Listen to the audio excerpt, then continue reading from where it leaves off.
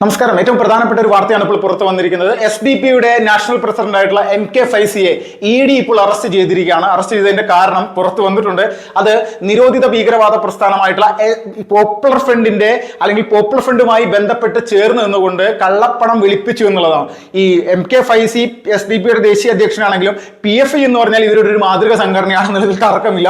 PFI-യുടെ ഒരു നേതാക്കന്മാരും അല്ലെങ്കിൽ ഇതിന്റെ ഒരു ഗൂഢാലോചനയുടെ ഭാഗമായിട്ട് രാജ്യത്ത് സൃഷ്ടിക്കപ്പെട്ടിട്ടുള്ള രൂപീകരിക്കപ്പെട്ടുള്ള ഒരു പ്രസ്ഥാനം തന്നെയാണ് SDP എന്നുള്ളതിൽ 1% പോലും ഇവിടെ തർക്കമില്ല. SDP ഒരു സ്വതന്ത്ര രാഷ്ട്രീയ പ്രസ്ഥാനമാണെന്ന് ഇവർ പറയുന്നുണ്ടെങ്കിലും ഇതിന്റെ പുറകിൽ പ്രവർത്തിക്കുന്നത് ആരാണെന്നും എല്ലാം കൃത്യമായിട്ട് ഈ നാട്ടിലെ പച്ചയായിട്ട് ജീവിക്കുന്ന ജനങ്ങൾക്ക് അല്ലെങ്കിൽ ചോറ് കഴിക്കുന്ന ജനങ്ങൾക്ക് എല്ലാവർക്കും അറിയാം എന്നുള്ളത് ഒരു സത്യസന്ധമായിട്ടുള്ള കാര്യമാണ്. എത്രത്തോളം മറച്ചു വെക്കാൻ ശ്രമിച്ചാലും SDP പോലെയുള്ള സംഘടനകൾ നമ്മുടെ രാജ്യത്തിന് ഭീഷണിയാണെന്നുള്ളതിൽ 1% പോലും തർക്കമില്ല. ഭീകരവാദ പ്രസ്ഥാനവുമായി ചേർന്ന് നിന്നുകൊണ്ട് കള്ളപ്പണം വിളിപ്പിച്ച ഒരു രാഷ്ട്രീയ പ്രസ്ഥാനത്തിന്റെ ദേശീയ അധ്യക്ഷൻ അറസ്റ്റിലാകുന്ന ഒരു സമയത്ത് നമ്മുടെ സമൂഹത്തിന് ഈ സംഘടന നൽകുന്ന സന്ദേശം എന്താണെന്നുള്ളത് കൂടി നമ്മൾ മനസ്സിലാക്കുക. നിരവധി കൊലപാതക പരമ്പരകൾ നമ്മുടെ കേരളത്തിൽ നടത്തിയതിൽ അറസ്റ്റിലായതിൽ ഈ SDP-യുടെ നിരവധി പ്രവർത്തകരുണ്ട്. ഈ പ്രവർത്തകരുടെയൊക്കെ ലിസ്റ്റ് വിവരങ്ങൾ അല്ലെങ്കിൽ ഒരുപാട് കാര്യങ്ങൾ ഇപ്പോഴും ഓരോ സമയങ്ങളും പല ഘട്ടങ്ങളിലായിട്ട് പുറത്തു വരാറുണ്ട്. നമ്മുടെ രാജ്യത്തിന്റെ അകത്ത് അതോടൊപ്പം തന്നെ പുറത്തു നിന്നും ഒരുപോലെ തന്നെ ഭീകരവാദ പ്രവർത്തനത്തിന് ഏകീകരണം നടത്തുന്ന ഒരു സ്വഭാവമുള്ള സംഘടന തന്നെയായിരുന്നു പോപ്പുലർ ഫ്രണ്ട്. ഒരു തർക്കമില്ല. NDF പോലെയുള്ള സംഘടനകളുടെ രൂപമാറ്റം വന്നതിന് ശേഷമാണ് ഈ പോപ്പുലർ ഫ്രണ്ട് വന്നത്. ഈ പോപ്പുലർ ഫ്രണ്ട് നിലനിൽക്കുന്ന സമയത്ത് തന്നെയാണ് ഇവന്മാർ SDP എന്ന് പറയുന്ന സംഘടന രൂപീകരിച്ചത്. കേരളത്തിലും തമിഴ്നാട്ടിലും കർണാടകയിലും അടക്കം പോപ്പുലർ ഫ്രണ്ട് കൊലപ്പെടുത്തിയിട്ടുള്ള ആളുകളുടെ എണ്ണം എടുത്ത് നോക്കി ഞാൻ ഞെട്ടുന്ന രീതിയിലുള്ളതാണ്.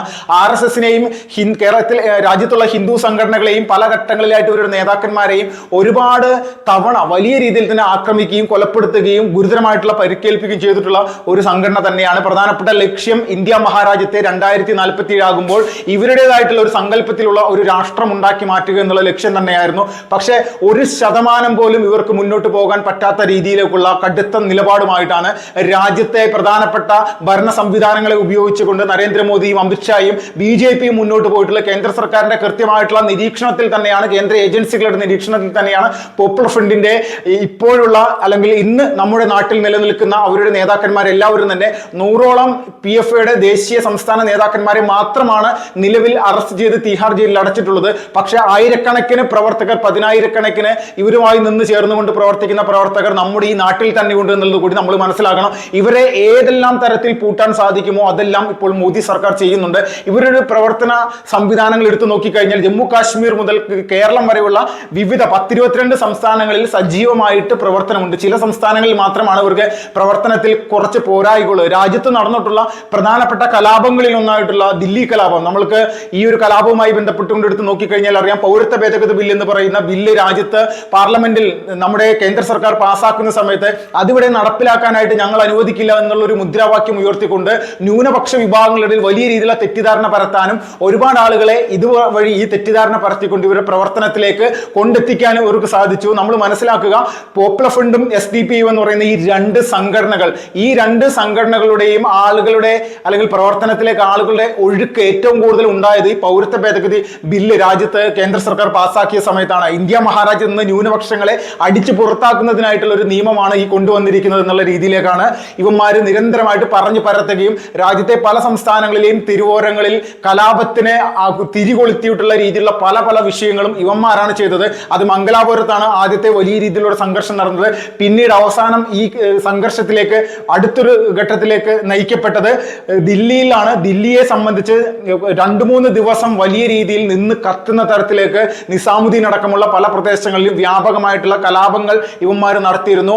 ഏകദേശം 100-ന് താഴെ ആളുകളാണ് ഈ ഒരു കലാപത്തിൽ മാത്രം മരിച്ചത്. പക്ഷെ ഇതിനിടയിൽ നമ്മൾ മനസ്സിലാക്കണം, രാജ്യത്തെ സുരക്ഷാ സംവിധാനങ്ങളുമായി ബന്ധപ്പെട്ടുകൊണ്ട് നടക്കുന്ന രഹസ്യാന്വേഷണ ഏജൻസിയുടെ പ്രധാനപ്പെട്ട ഉദ്യോഗസ്ഥനെ പോലും ഈ പറയുന്ന ഭീകരവാദികൾ 400ഓളം കുത്തിയിട്ടാണ് കൊലപ്പെടുത്തി വേസ്റ്റ് കൊട്ടയിലോ അതോടൊപ്പം തന്നെ ശരീരഭാഗങ്ങൾ വിവിധ സംവിധാനത്തിലായിട്ട് കിട്ടുന്ന രീതിയിലേക്കുള്ള ക്രൂരമായിട്ടുള്ള കൊലപാതകങ്ങൾ ഇവർ നടത്തി. അപ്പോൾ ഓടയിൽ നിന്ന് പോലും ഇതുപോലെ ഉദ്യോഗസ്ഥന്മാരുടെ ശവശരീരങ്ങൾ എടുത്തിട്ടുണ്ടെങ്കിൽ അല്ലെങ്കിൽ കണ്ടു കിട്ടിയിട്ടുണ്ടെങ്കിൽ നമ്മളൊന്ന് മനസ്സിലാക്കുക, ഭീകരവാദികളുടെ ലക്ഷ്യം ഇവിടുത്തെ സാധാരണക്കാരായിട്ടുള്ള ജനങ്ങൾ മാത്രമല്ല, നിയമ സംവിധാനങ്ങൾ ഉപയോഗിച്ചുകൊണ്ട് നമ്മുടെ രാജ്യത്തിന്റെ സുരക്ഷയ്ക്ക് വേണ്ടി പ്രവർത്തിക്കുന്ന ഏത് സംവിധാനങ്ങളും തകർക്കാനും അതിന് നേതൃത്വം നൽകുന്ന സാധാരണക്കാരായിട്ടുള്ള ആളുകൾ ഇല്ലായ്മ ചെയ്യാനും ഇവർ നിരന്തരമായിട്ട് ശ്രമിക്കും എന്നുള്ളത് എന്നുള്ളതിൽ ഒരു തർക്കമില്ല. അതിന് ഉദാഹരണം തന്നെയായിരുന്നു ദില്ലി കലാപം. ദില്ലിയിൽ ഒരുപാട് പല ഘട്ടങ്ങളിലായിട്ട് ഇവന്മാർ പല സംഘർഷങ്ങളും ഉണ്ടാക്കാൻ വേണ്ടി നിരന്തരമായിട്ട് ശ്രമിച്ചിരുന്നു. അതിനെല്ലാം സാമ്പത്തികം കൃത്യമായിട്ട് ഒഴുകിയെത്തിയത് ഈ പറയുന്ന MK ഫൈസി എന്ന് പറയുന്ന SDPയുടെ ദേശീയ അധ്യക്ഷന്റെ നേതൃത്വത്തിലുള്ള ടീം വർക്ക് തന്നെയാണ്. അതുകൊണ്ട് തന്നെയാണ് പോപ്പുലർ ഫ്രണ്ട് എന്ന് പറയുന്ന ഭീകരവാദ പ്രസ്ഥാനത്തോട് ചേർന്ന് നിന്നുകൊണ്ട് ഇവർ ഒന്നിച്ച് തന്നെയാണ് ഒരേ കുഴലിലൂടെ തന്നെയാണ് ഈ പണം വലിയ രീതിയിൽ തന്നെ വെളുപ്പിക്കുന്നതിനായിട്ട് നിരന്തരമായിട്ട് ശ്രമിച്ചിട്ടുള്ളത്. നമ്മൾ മനസ്സിലാക്കുക, നമ്മുടെ രാജ്യത്തിന്റെ സുരക്ഷാ സംവിധാനങ്ങൾ ഓരോ പഴുതും അവർ കാർന്ന് തിന്നുകൊണ്ട് അതിനകത്ത് കയറി പല രീതിയിലുള്ള പ്രശ്നങ്ങൾ ഉണ്ടാക്കാൻ വേണ്ടി നിരന്തരമായിട്ട് ശ്രമിച്ചിട്ടുണ്ട്. PFIയുടെ നിരോധനത്തിന് ശേഷം നമ്മൾ മനസ്സിലാക്കുക, ഈ പറയുന്ന PFI നേതാക്കന്മാരെ ജയിലിൽ നിന്ന് പുറത്തിറക്കാൻ വേണ്ടിയിട്ട് വിദേശ രാജ്യങ്ങളിലുള്ള ഇവരുടെ ഏകദേശം നിരവധി പ്രവർത്തകർ ഒന്നിച്ചു ചേർന്നുകൊണ്ട് വലിയ രീതിയിൽ ഒരു സാമ്പത്തികം സ്വരൂപിക്കുകയും ഈ സാമ്പത്തികം ഉപയോഗിച്ചുകൊണ്ട് ഇന്ത്യയിൽ കേസ് നടത്തി PFI നേതാക്കന്മാരെ പുറത്തേക്ക് കൊണ്ടുവരാനാണ് നിരന്തരമായിട്ട് ശ്രമിച്ചിട്ടുള്ളത്. അവസാനമായിട്ട് NIA പുറത്തുവിട്ടിട്ടുള്ള ഒരു റിപ്പോർട്ടിന്റെ അടിസ്ഥാനത്തിൽ മനസ്സിലാക്കുക, 10,000 ബാങ്ക് അക്കൗണ്ടുകൾ വഴിയാണ് കേരളത്തിലേക്ക് ഈ ഭീകരവാദ നിലപാടുകളുള്ള ആളുകൾ ഈ സംഘടനക്ക് പണം സ്വരൂപിച്ച് കണ്ടെത്തി പേഴ്സണലായിട്ടടക്കം കൊടുത്തിട്ടുള്ളത്. ഈ 13,000 പേരുടെ അക്കൗണ്ടുകൾ ഇതാരൊക്കെയാണെന്നുള്ള വിഷയം കൃത്യമായിട്ട്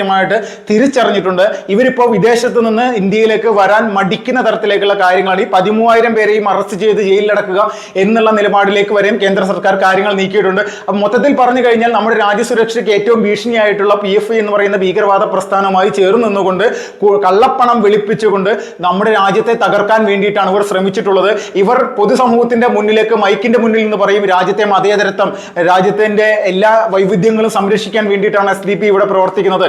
ഇത് നരേന്ദ്രമോദി എന്ന് പറയുന്ന സർക്കാരിനെയും അല്ലെങ്കിൽ ഒരു വ്യക്തിയുടെ കീഴിലുള്ള സർക്കാരിനെയും BJP എന്ന് പറയുന്ന രാഷ്ട്രീയ പ്രസ്ഥാനത്തെയും സംഘപരിവാറിനെയും ഈ രാജ്യത്ത് നിന്ന് തുരത്താൻ വേണ്ടിയിട്ടുള്ള സംഘടന മാത്രമാണ്. അല്ലാതെ ഈ രാജ്യത്തെ മതനിരപേക്ഷതയെ ഒരു തരത്തിലും തകർക്കാൻ വേണ്ടിയിട്ട് പ്രവർത്തിക്കുന്ന സംവിധാനമല്ല.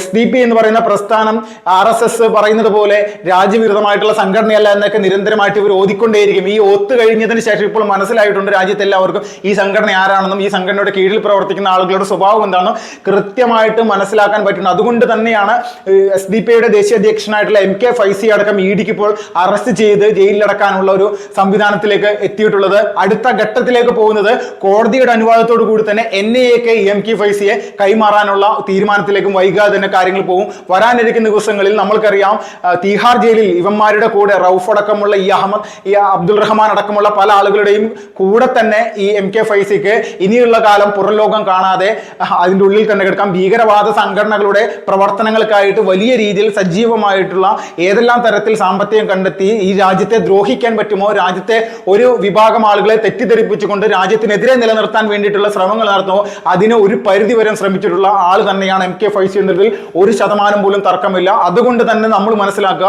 ഇന്ത്യ മഹാരാജ്യത്തിന്റെ സുരക്ഷത്തിന് ഭീഷണിയായിട്ടുള്ള ഏത് സംഘടനയാണെങ്കിലും ആ സംഘടനയുടെ നേതാക്കന്മാരെ അടക്കം ജയിലിലടച്ച് രാജ്യത്തിന് സുരക്ഷ കൃത്യമായിട്ട് ഒരുക്കുക എന്നുള്ള, അല്ലെങ്കിൽ ജനങ്ങൾക്ക് സുരക്ഷ ഒരുക്കുക എന്നുള്ള നിലപാട് തന്നെയാണ് രാജ്യത്ത് അധികാരത്തിലിരിക്കുന്ന നരേന്ദ്രമോദി സർക്കാരിന്റെ പ്രധാനപ്പെട്ട ഉത്തരവാദിത്തം.